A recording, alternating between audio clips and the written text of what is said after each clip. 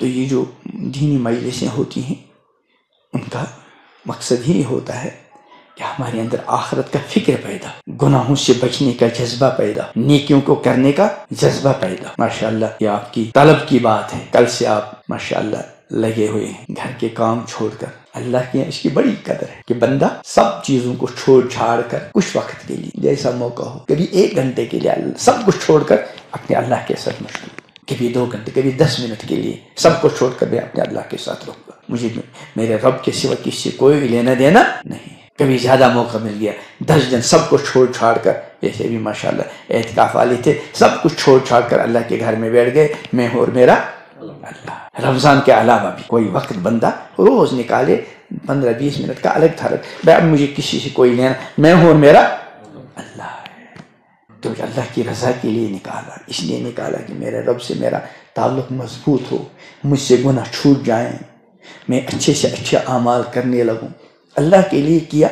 تو اللہ اس کو ضائع، آپ یقین کر لیجئے، آپ جو کل سے یہاں ہیں اللہ کے لیے ہیں، دلوں کا حال اللہ جانتا ہے، یہ تو یہ ہے، تو یہ یہاں رہنا اللہ ضائع نہیں کریں گے، شاید بہت کام آئے۔ اسی طرح اللہ سے مانگتے رہنا، یہ بہت بڑی عبادت ہے۔ الدعاء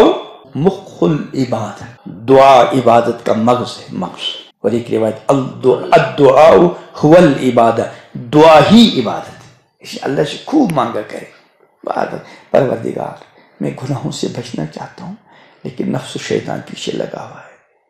میں گر جاتا ہوں، مجھے سنبھال لیجیے، مجھے سنبھال لیجیے۔ لا حول ولا قوت الا باللہ، اس میں بھی دعا کا مفہوم ہے۔ اس کا مطلب کیا ہے کہ بندہ اللہ کے سامنے اپنی کمزوری کو پیش کر رہا ہے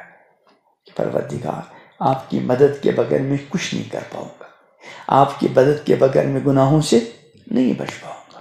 بندہ لگا رہے لگا رہے لگا رہے تو اللہ جمع دیتا ہے۔ ایک مثال دے کر میں اپنی بات ختم کر دوں گا، وہ جو اکثر مثال دیا کرتا ہوں،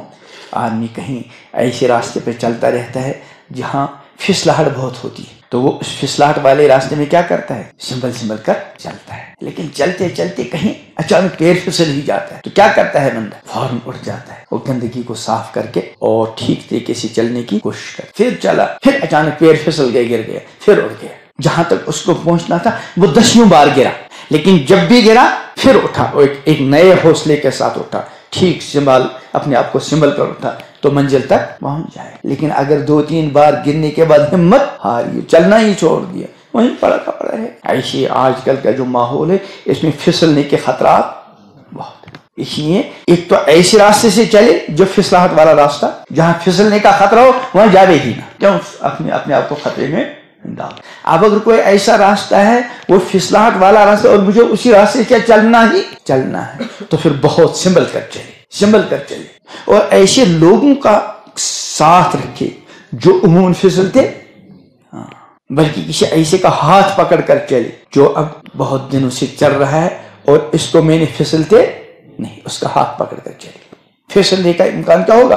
کم ہوگا۔ لیکن بندہ بشر، غلطی ہو سکتی ہے، پھسل گیا کہیں انسان، فوراً سنبھل جائے، اور جو گندگی لگ گئی ہے دل میں، آنکھ کے ذریعے پھسل گیا، زبان کے ذریعے پھسل گیا، موبائل کے ذریعے پھسل گیا، گندے تعلق کے، فوراً سنبھل جائے، اور یہ جو گندگی لگی تھی توبہ کر کے اپنے آپ کو یہ گندگی سے پاک صاف کرے، پھر سنبھل کر چلنا۔ کہ بندہ چلتا رہے گا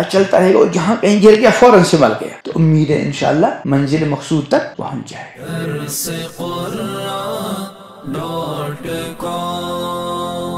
www.darsequran.com